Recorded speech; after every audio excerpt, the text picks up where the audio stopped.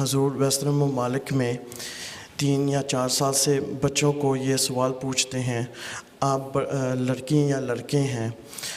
اگر ایک لڑکا جواب دے دیں، اگر والدین اس کو ایکسیپٹ نہیں کرتے ہیں تو گورنمنٹ ان سے بچے اپنی تحویل میں لے سکتے ہیں. حضور کیسے ماں باپ یا فیوچر پیرنٹس اپنے بچوں کو بچا سکتے ہیں اس کے؟ گھروں میں تربیت کرو بچوں کی، اور ان بچوں کو گھروں میں بتاؤ کہ دیکھو تمہیں اللہ تعالیٰ نے لڑکا پیدا کیا ہے، تم لڑکا ہو.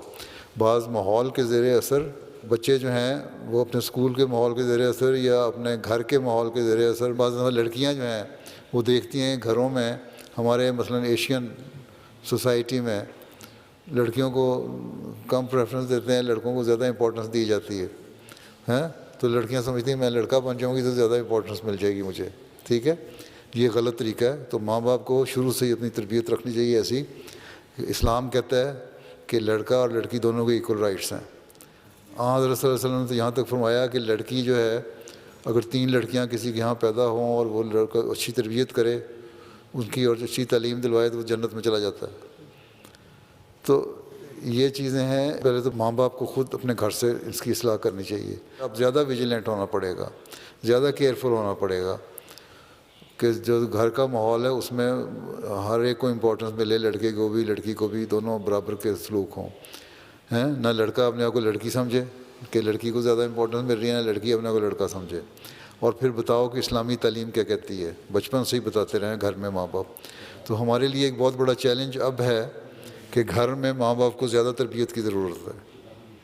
ٹھیک ہے، جب یہ تربیت ہوگی تو باہر کے لوگوں کا اثر نہیں ہوگا. باقی یہ تو مذاق بن گیا نا. اب انہوں نے یہاں بھی یہ قانون بنایا تھا، اب انہوں نے کہنا شروع کر دیا. پہلے یہ تھا کہ پرائمری اسکول گوئنگ بچہ جو ہے نا، اگر وہ بھی کہتا ہے نا کہ میں لڑکی ہوں لڑکا تو انہیں ماننا پڑے گا. لیکن اب ایجوکیشن منسٹر نے بھی اور لوگوں نے بھی سوال اٹھانے شروع کیے. اب انہوں نے ایج بڑھا دی. اب انہوں نے کہہ دیا سیکنڈری اسکول میں جا کے اختیار ہوگا، اس سے پہلے ماں باپ سے پوچھنا پڑے گا آیا اس کو ہم لڑکی یا لڑکا مانیں کہ نہ مانیں. اگر ماں باپ ایگری کریں کہ تب مانا جائے گا، نہیں تو نہیں. تو یہ یہاں احساس پیدا ہو گیا، باقی یورپ میں بھی پیدا ہو جائے گا. تو اس لیے ایک تو یہ ہے کہ گھر میں ماں باپ زیادہ توجہ دیں. جو اللہ تعالیٰ نے بنایا ایک انسان کو وہ وہی رہ سکتا ہے. اگر ایک لڑکی اپنے کو لڑکا کہتی ہے تو اللہ تعالیٰ نے اس کا جو ریپروڈکٹیو سسٹم بنایا ہے، نسل چلانے کا سسٹم بنایا ہے، اس میں اس کو وہ آرگن تو نہیں مل سکتے جو لڑکے کے ہیں.